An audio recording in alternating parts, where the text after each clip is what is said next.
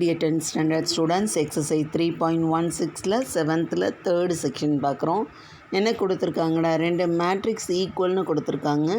X Y Z value கண்டுபிடிக்க சொல்லியிருக்காங்க. அவங்க ஈக்குவேட் பண்ணியிருக்க மேட்ரிக்ஸில் எலமெண்ட்ஸை நம்ம ஈக்குவேட் பண்ணுறோம். அப்போ ஃபஸ்ட் ஒன் என்ன வருது, X plus Y plus Z is equal to 9 வருது. இது ஃபஸ்ட் ஈக்குவேஷன் வச்சுருக்கேன். X plus Z is equal to 5 வருது, அது செகண்ட் ஈக்குவேஷன் வச்சுருக்கேன். Y plus Z equal to 7, அது தேர்ட் ஈக்குவேஷனாக வச்சுருக்கேன். இப்போதைக்கு இந்த ஈக்குவேஷனை ஒன்றும் பண்ண வேண்டாம்.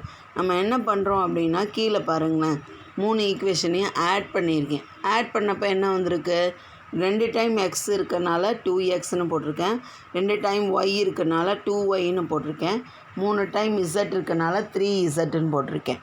இந்த சைடு ரைட் ஹேண்ட் சைடு இருக்கிற வேல்யூஸையும் ஆட் பண்ணியிருக்கேன். 9 + 5 + 7 21 வருது. இந்த ஈக்குவேஷனை ஃபோர்த் ஈக்குவேஷன் வச்சுக்கிறேன்.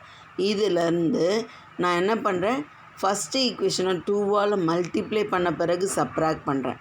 அப்போ என்ன வரும், ஃபஸ்ட் ஈக்குவேஷனை 2ஆல் மல்டிப்ளை பண்ணால் 2x + 2y + 2z is equal to 18ன்னு வரும். அப்படி தானுங்களா?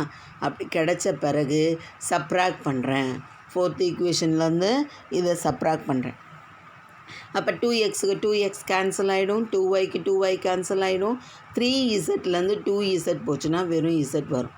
21ல் 18 போச்சுன்னா 3, அப்போ z ஈக்குவல் டு 3.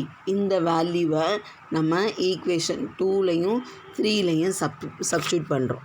அப்போ ஈக்குவேஷன் 2ல் சப்ஸ்டியூட் பண்ணோம்னா என்ன வரும்டா, x + 3 இஸ் ஈக்குவல் டு 5ன்னு மாறும். அப்போ x is equal to 5 - 3 is equal to 2ன்னு வந்துடுது. எக்ஸோட வேல்யூ கண்டுபிடிச்சிட்டோமா? அதே z ஈக்குவல் டு 3யை தேர்ட் ஈக்குவேஷனில் சப்ஸ்டியூட் பண்ணுறேன். y + 3 is equal to 7. அப்போ y is equal to 7 - 3 is equal to 4 வருது. y இஸ் ஈக்குவல் டு 4 வந்தது.